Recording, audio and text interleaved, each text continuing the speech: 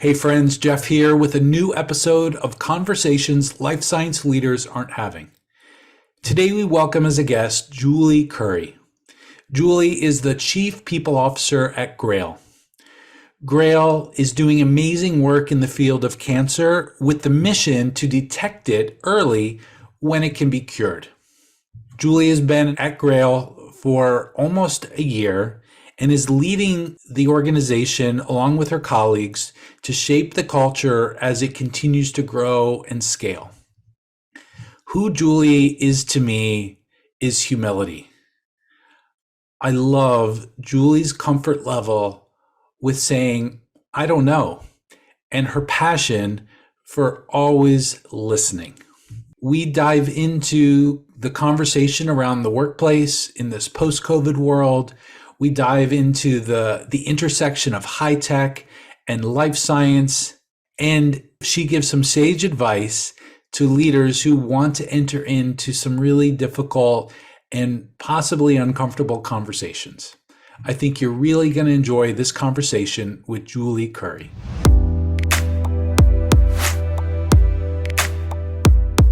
Julie Currie, welcome. It is so great to have you and for us to get to have you as a guest on the show. So just first, a real warm welcome.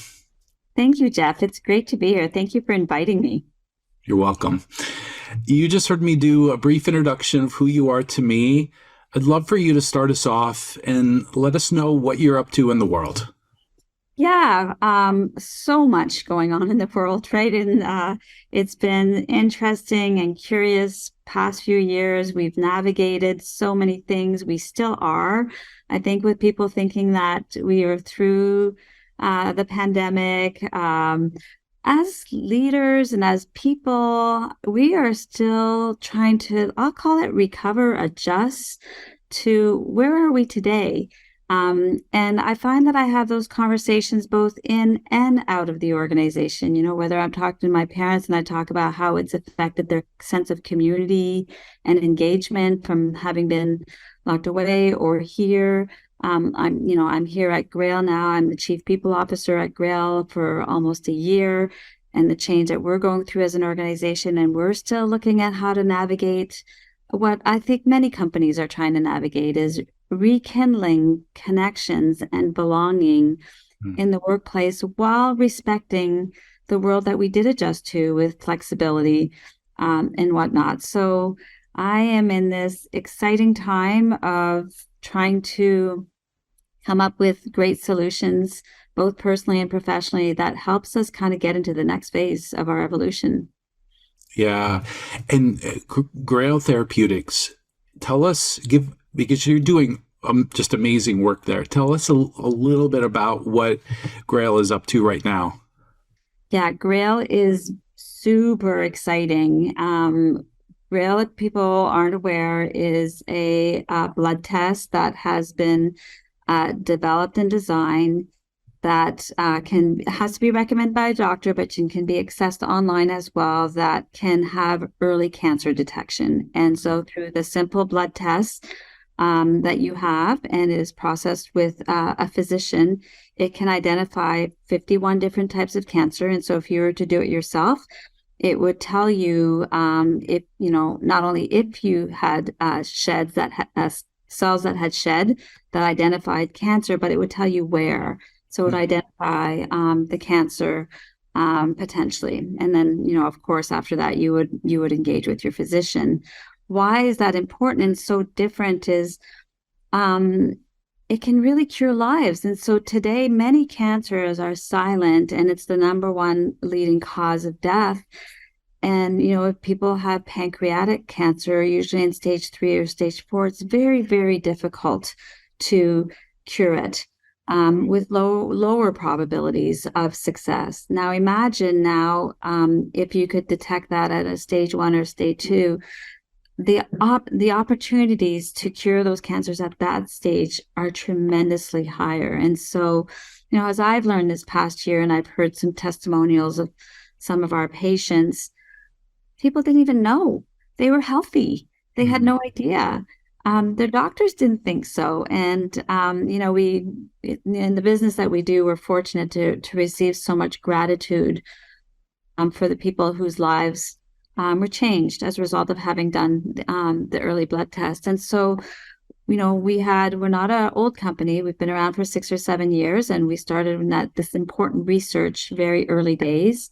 We then moved to creating the product as a startup organization, if you like, requiring a lot of science and a lot of bioscience and a lot of technology as well. That those crossroads that come together.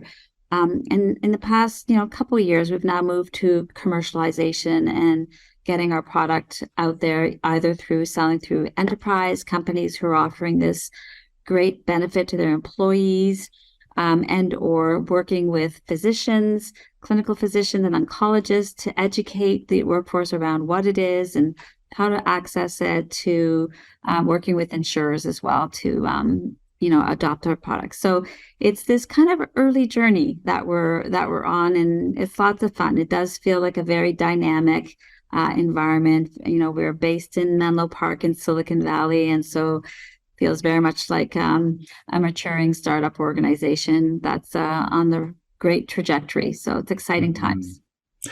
Yeah, and you mentioned it's just not quite a year. Last May, you joined Grail. And while I could maybe make a guess, just hearing you talk about why Grail, why now, why Grail for you, why Grail and why now at this stage in your career?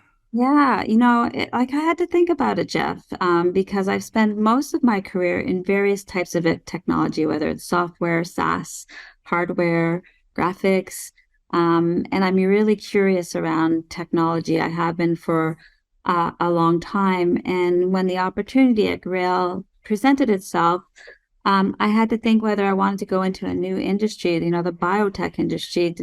There's a lot of things that I would have to learn that wasn't going to be intuitive for me. A few reasons is its mission is beautiful. And so at this stage of my life, purpose, like many people, matters a lot. 97% of our employees in our engagement survey have a very close tie to our mission, and it's palpable, you can feel it. But as joining the organization, it was also, I do appreciate the technology. I do think that it makes a difference in the world. And so we're not just a science company. Our artificial intelligence and machine learning crossed with our bioscience was very interesting. And so that evolution of leveraging technology to advance human impact was, something that was very interesting to me. And we're a technology company as well. We were founded as a software organization. Is most of our early days, very early days, a lot of our software engineers came out of Google.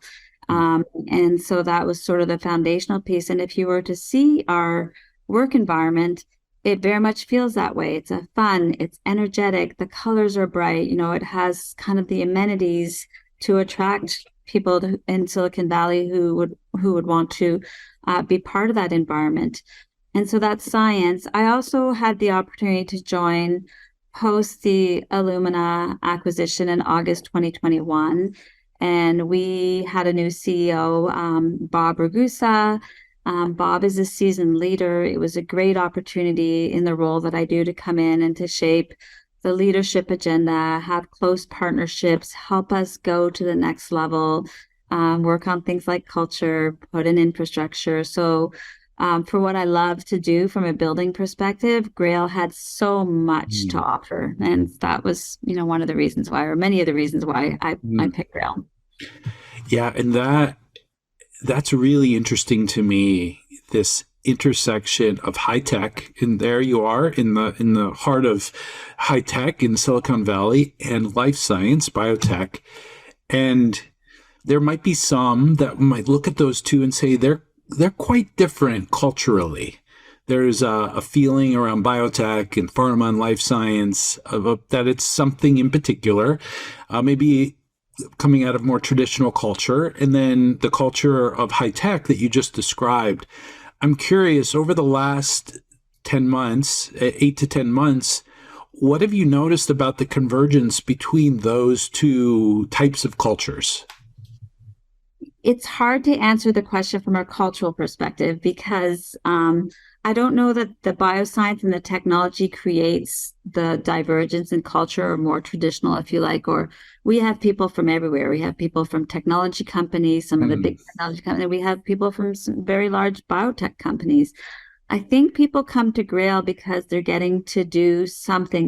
The work that they do um, changes the world and changes the companies, and that's been a primary reason. If I were to answer that question from a cultural lens, I'd have to give credit to our founders, and how deliberate they were. And there's some beautiful history in the creation of the company, around the founder's wife who had cancer. She picked the color purple to represent Grail itself.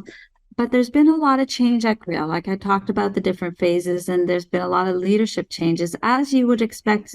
A company moving through different phases requires a different type of leadership at various inflection points. So we are focusing right now on culture to define what do we need the culture to be that is as unique and special as the product that we sell. And so we're being very deliberate in saying, what does that look like? What is going to sustain through the years? And how do we create that resonance within our employees, to embrace, I think, where Grail is at from a company that encompasses all the things you talked about. And so Hmm. not categorizing it in traditional, not categorizing it in startup, but categorizing it probably more around the impact we have around the world and our product. And so if we need to respond to our macro environments because this is the first time it's being done, then our, adaptive and embracing change is something that we want to lead with at Grail, which is non-traditional, right, Jeff? It means like we constantly have to be moving and pivoting and being agile so that we continue to have a leadership position to bring this product to as many people, we call it population scale, as possible, as soon as possible, because every minute matters in terms of getting this in the hands of people and having an impact on somebody's life. Hmm. And you're right you're in the mix. You're not talking conceptually about any of what you just described. You are, literally meetings before we jumped on here, and probably meetings right after, where you're engaged in conversations around shaping and shaping and I think you use the term creating a blueprint or framework for the Grail culture. And I'm wondering, the title of the podcast is Conversations Life Science Leaders Aren't Having. I'm wondering, what are the conversations you're challenging people to have around culture that maybe makes them feel uncomfortable, or you get a sideways look and they don't really know how to even converse? What are those challenging conversations you're asking people to have? Yeah, I mean, it's a hard question to answer because we're just getting started. Sure. And as you know, this is not a project that you do and is done. It's something that you continue to evolve. It's nuanced in its understanding. And you're right, we're right at the beginning of it. Things like when you are trying to define the culture is not just what are you doing to emulate the behaviors of the culture that you want, but what are the things that you should not be doing? Hmm. That, culture is just as much about the things you don't do as the things as you do. Yeah. And I think awareness around that and knowing how they show up is important. So starting to have conversations around, letting something go or not addressing something just in itself as well can be impactful to culture. Some other hard conversations that we are beginning, haven't yet, is there has been some other evolutions of our culture. So why make a change now? And everyone's going to want to have their fingerprint on it and can, but we have to have, the common stories and a unified shared understanding of, the values that we pick or the behaviors that we want to emulate and ensure that we give voice. We have amazing people at Grail. I really can't say that enough. And we have some people who have traveled the entire journey with us They're critical, right? They're crucial in sort of being able to bring the essence of the history and to keep moving forward into the next. And so, we'll be doing work around culture ambassadors and, listening to those voices. And last year, we hired 750 new Grailers. We're now, just over 1,300 people, so almost doubled single year. So with that is that balance between what has been and that history that gets carried forward that's really important, and marrying that with, new people coming into the organization and creating that one, right? That one culture. And so we have our work created in front of us, but what a great opportunity. I couldn't, be more proud of the opportunity to work with all of our colleagues in the leadership and this important endeavor. And it's not everybody who has the opportunity to shape something. And a lot of time when I speak to candidates, they say, like, I just can't make change happen in the company I'm at anymore. I'm like, here you definitely can. You can make change happen on so many levels. I love how you just framed that for me, for us.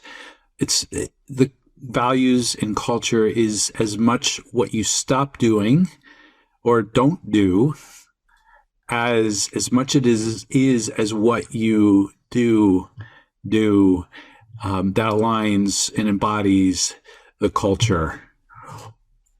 In understanding at Grail, you're in early days, very early days, just starting the process. In your experience, in your past experience in other organizations, can you think of an example of what not to do that can give us a view on that?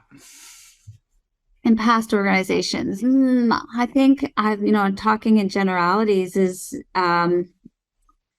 it would be not allowing like bad behavior to happen, right? So if you're a company of integrity and or respect, and there are things that happen in the organizations that are in violation of that, is you're dealing with them. You're not turning a blind eye. So you were just saying, calling out behaviors, and maybe it's not even bad behavior, but calling out behaviors that don't align to what you've said is important and you're committed to as an organization. And those are tough conversations to have. How in forming culture, how do you create that level of alignment and agreement between all the parties, so that when there is a behavior that doesn't align, you can name it? Yeah. Part of it is, I think, said differently, is you have clarity around it, right? You've spent enough time sort of what I call rolling in it to talk about, what does it look like, and where the whole organization has that inner sense of connection to the culture, so that when it's not happening in the way that it ought to, that like ownership is throughout the organization. I mean, you always say culture is about leadership. It is, but it's also about like colleagues, right? It's about every person in the organization that will kind of say, that doesn't feel with our Grail culture. Or can I help reframe that? Or, like when people lean into the conversations or with their colleagues in the organization to bring it alive, whether it's having fun and creating events that bring out vibrancy in the organization, or whether it's having a difficult conversation around something that doesn't feel comfortable, doesn't feel like Grail, doesn't feel like what we want to create. So it's all of that, and that's why the journey is so long. And you'll hear about companies who people have often cited, Netflix culture, which was very clear. And, we want to get to a point where we are able to assess people, when we're hiring, that they're a good cultural fit, or within our organization, if we've made a cultural fit mistake. So that level of clarity for every single employee to have, I think, is, the hard journey. I call it embeddedness into the organization. And then I think it's like a catalyst. It's the pinwheel effect of, once you are doing it well, then everyone carries that through the organizations automatically. Yeah. And you're doing this in a transformational time in the world around work too, Mm-hmm. because we're recording this in February 2023, and while the acuteness of COVID is in the rearview mirror, we're still very much finding our feet in this post-COVID world and what it means to the world of work. How does the reality of the world of work from home and the other elements of that, how is that influencing how you take a look at culture? Or doesn't, or maybe it doesn't. I don't think we have it figured out, Jeff. So, but you're right. I mean, those are excellent questions. Is when we talk about the benefits of being on site, there's many, right? So, but a lot of it is about co-creation or innovating or working as a team, coming in to have some fun. Um, but a lot of it is about like creating a culture, right? The energy, what does it feel like when you are together as an organization, and how does it transpire? And so you feel a buzz. Like we're able to define culture in that physical space. But when you have people who are remote, and there has always been people who have been remote, right? There were, our commercial leaders traditionally have not been in the office. There are roles that just have been remote, but coming into an environment, there was probably some type of organized way where people did come, whether it was to learn or whether it was to meet with other team members or to connect. And so now we really have to put thought of like, what is an experience? What is a cultural experience for people when they are mostly remote? And how do we think about that? And so while we want to do some of the work around leading in a hybrid world, which, for leaders, it's a new muscle, it's a new skill for all of us.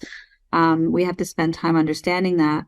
I think we still have to understand, how does culture show up for an organization that is everywhere. And so previously, when I would do culture work, I have worked for companies who are very, very global.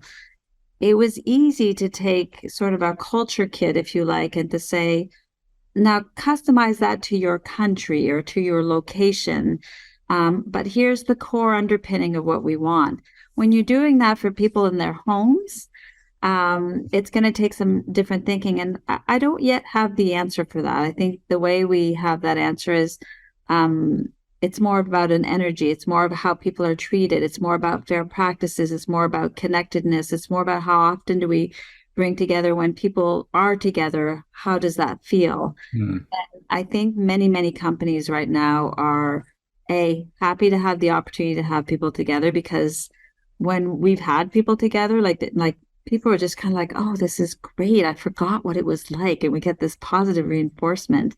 And at the same time, we haven't figured out sort of how to sustain it as people go back and come back and go back. So I think this next year will be evolutionary for us and many others to be thoughtful around, how does culture show up in a hybrid world?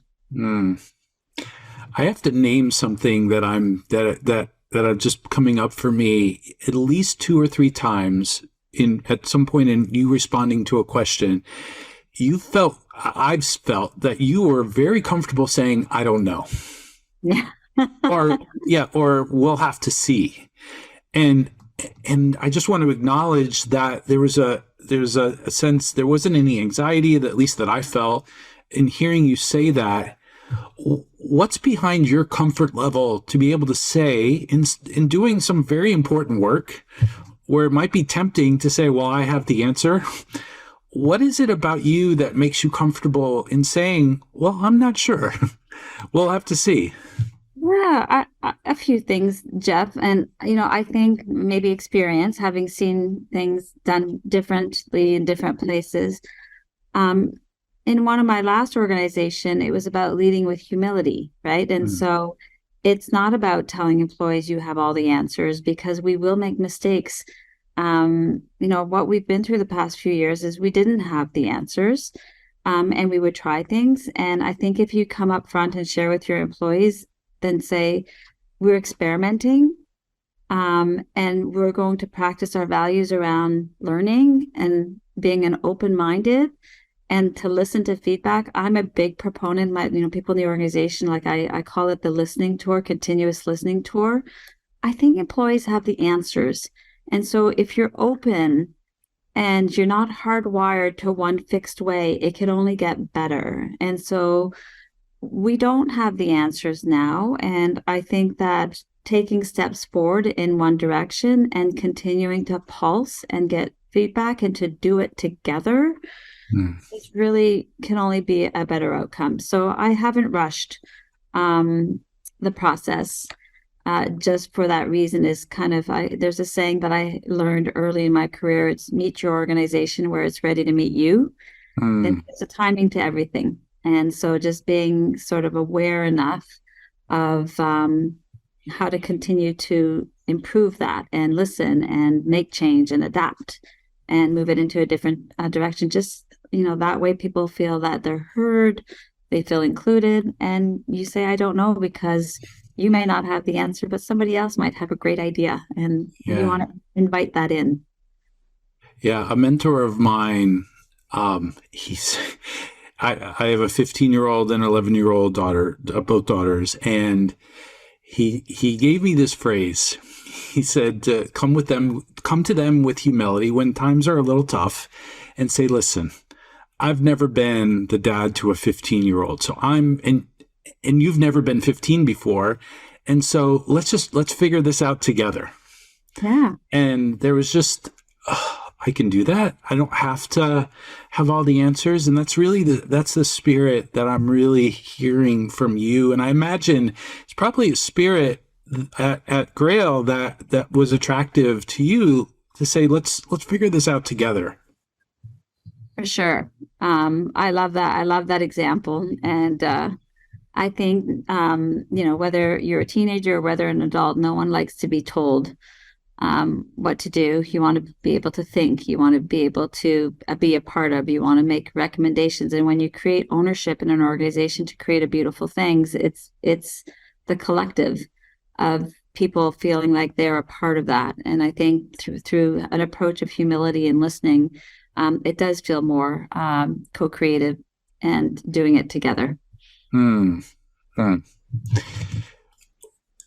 mean, we're talking about the workforce and the workplace today defined by COVID, and it's hard to not only focus on that because it's just been such a heavy influence on all parts of life, including the workforce. I'm wondering, what are the other elements that are defining the future of work that you've been thinking about or have been part of how you operate? There's so many, right? And so I was going to answer that question a little bit differently. It's like, what else is going on that is important to our people, and how do you incorporate that in terms of creating the future of work? Well, there's a few things. And so even before COVID, I'm a big reader of the Deloitte trends or the Josh Bersin work. And so looking at trends and, wellness has just been on the forefront. Our world has changed around whether it's well-being, feeling overwhelmed. The macro things that's happening in the world can feel very, very stressful, and our personal lives can feel very, very stressful.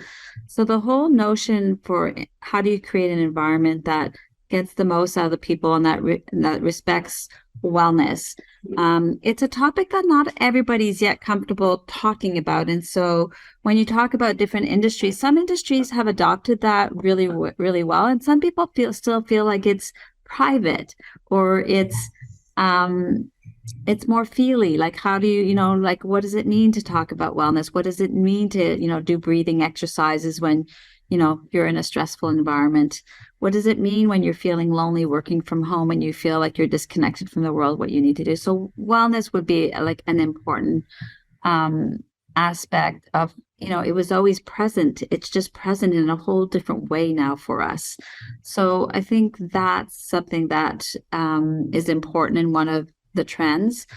Flexibility. And so I remember doing work before COVID is that in a multi-generational world, whether you're talking about Z's, Y's, millennials, Xers, boomers, the way people want to work and having flexibility in which to do that was already trending. Mm. And COVID just accelerated that. And so having programs that are like adaptive to various people's needs and different generational needs is important. And I'll give you an example of what we've been talking about here is I was with a group of CPOs and we were talking about communication and how to get communication and informing people. So hard, right, in the world that we're living today. And we said there's just no one way because, certain generations prefer you to communicate with them on Slack. And that's the only go-to. Mm-hmm. Other people preferred, the email route. And other people prefer face-to-face. Like I'm a face-to-face person. I would rather have a conversation. So I'll jump on Zoom and like, do you have a minute? So it's just like I can look at someone and sort of like feel the other person across the way. Or you can do it through the internet. And what we concluded is you have to kind of do it all now because there's different mediums to address different ways of people who like to receive communications or the fastest way they will get communication and see it. So that's, a way of working, if you like, around what are we learning. It was there. I think we're practicing it differently, that COVID brought us new tools and different ways to do it. And that's an opportunity. And a tried and true that hasn't gone away, that will come up in every engagement survey is having conversations around growth and development. And so, that is still something that organizations have to determine what does that look like in our new world. I think there was some work happening then, gone are the days of classroom training, no more bricks and mortar. There's so much education around us.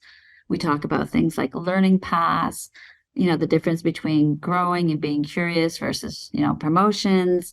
So those topics are still front and present because, people are hungry for knowledge and for growth. And part of that is inclusive, right? If you're part of a team that is working together and you feel like you're learning and in an environment like Grail, where we've grown so much. I mean, one of the things I did at our corporate kickoff is I said, wow, anybody feels like they're not growing, you need to just reach out and seek with somebody because we have new people who are super interesting and have, interest. We're doing projects and with 750 new colleagues and, close to 800 existing colleagues, there's lots where you can grow and learn. And so it's just kind of pushing people to have ownership around what does learning mean for you? And so that is something we have to continue to look at.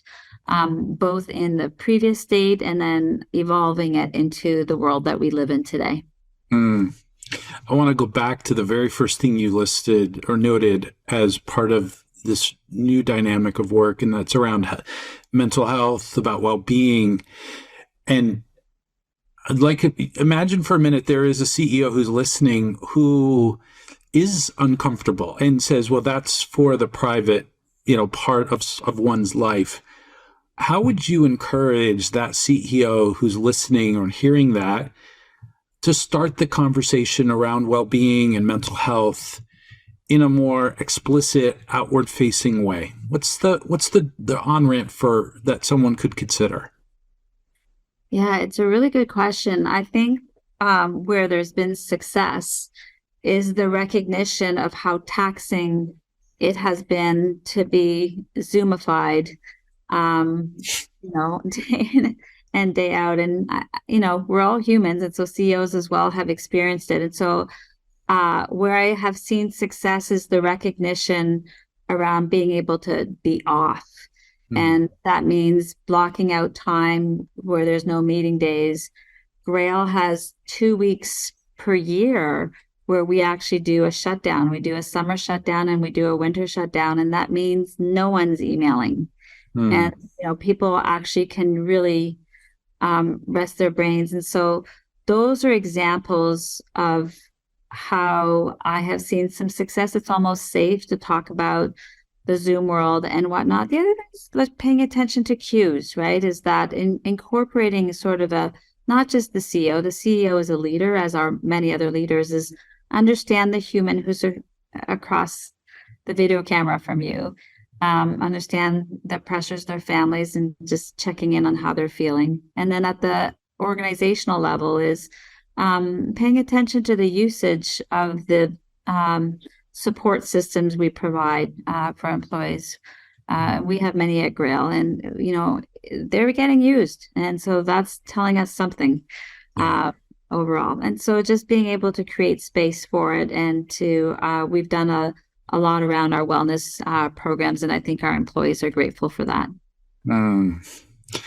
You just said get to know the person on the other side of that conversation, and there's just something that's drawing me to want to know a little bit more of your story.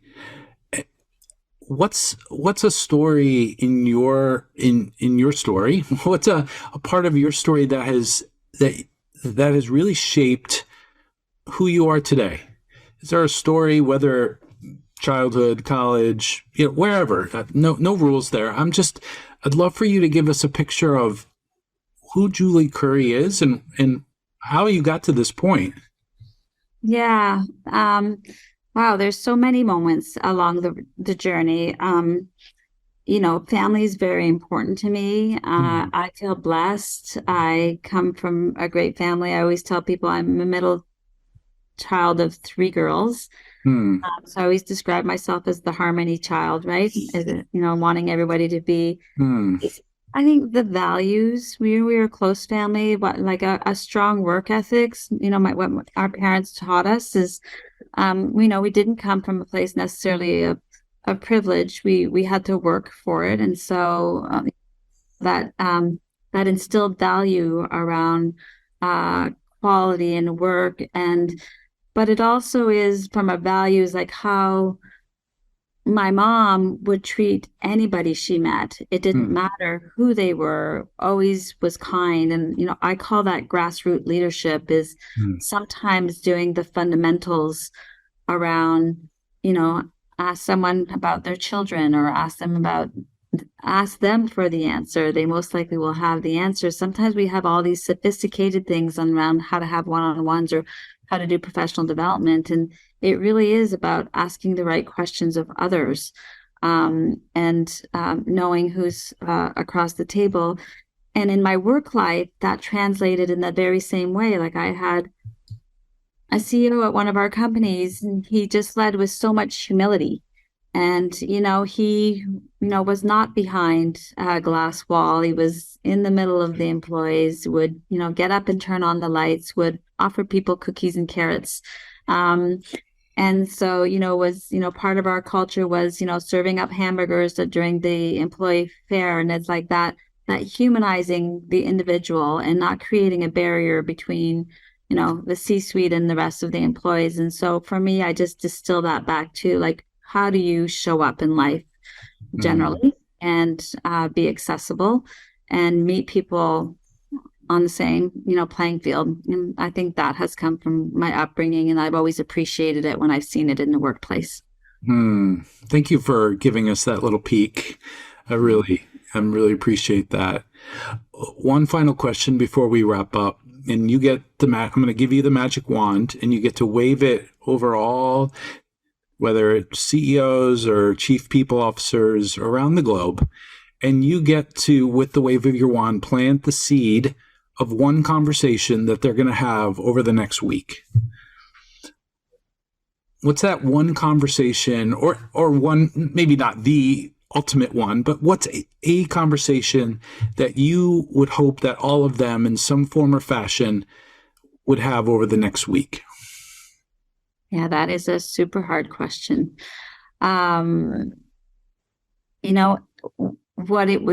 What I would frame it, I think, is just staying on theme, is to just ask a very open question around what ideas do you have, or what could we do better, or what could we do different, and just kind of opening up the conversation to invite somebody into a conversation around something that they would like to see, whether it's for themselves, whether it's for the organization, whether it's for a team, is just kind of ask a question and just listen. I love it. Simple and really can be really powerful.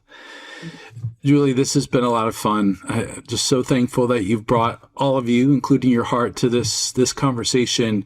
If people want to know more about you or about Grail, where can we send them? Yeah, send them to either our, grail.com. If you want to know more about our product, and I can always be reached at, jcurrie@grailbio.com. So That's great. And we'll put, if you're okay with it, we'll put your LinkedIn profile in the show notes and people can connect with you that way. Thanks again, Julie. This was so much fun. Thanks for having me, Jeff. Really enjoyed talking with you.